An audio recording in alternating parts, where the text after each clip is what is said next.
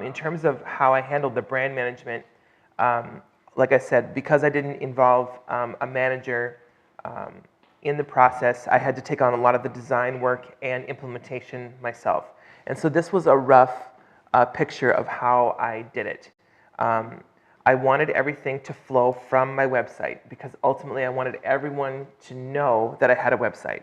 And I wanted that traffic to all be found from there. I wanted people to be able to acquire my album from there. I wanted people to be able to read my blog from there.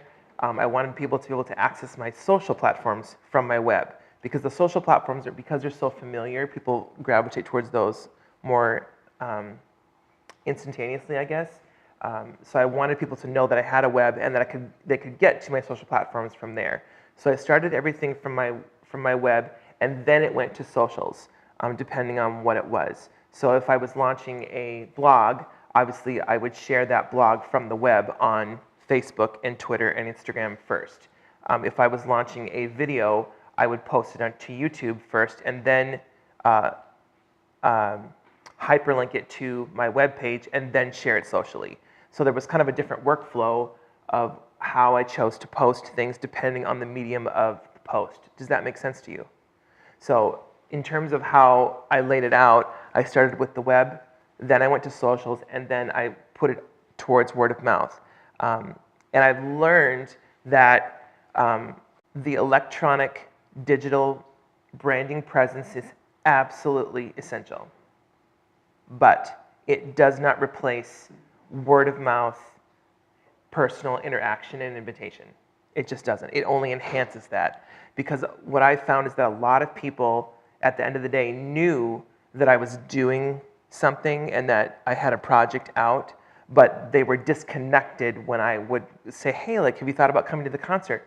Oh, I heard you were doing something, but when is it again? Like, you know, like we see things on social media all the time, but we don't necessarily gravitate towards a date or an event or a thing until we really get that personal connection, unless you have a prior established relationship with that artist or that person or that thing. Does that make sense?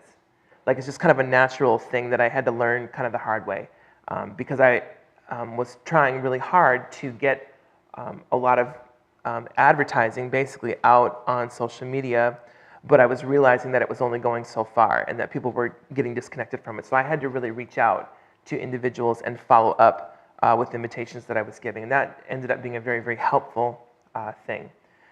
So again, that was kind of my workflow. I started with the web, I took it to socials, and then I went to word of mouth. That's how I managed the brand. As far as the design part of it, all of that stuff came myself.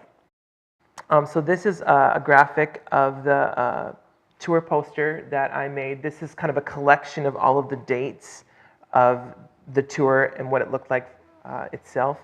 As we kind of talked about a little bit earlier, I just want to point out some of the design stuff. If you look at the image itself, I used kind of two separate images and blended them together. I did that in Pages. And so I took the photo of me in front of the red door, and I layered a watermark of the album design, a cover, on top of it, and I faded it. So that way, excuse me, you could see my picture in the back, but you could also see this like faint light, Christmas-looking lights on the front. And so that's what became the tour poster for every single show that I did. And I made a custom tour poster for each venue that I did to give it to my hosts to offer it to them as promotional material if they decided to use it. I created a Facebook event for each host. I gave them a poster or a graphic, and then I let them do with it what they wanted. But I took very little responsibility in terms of inviting guests.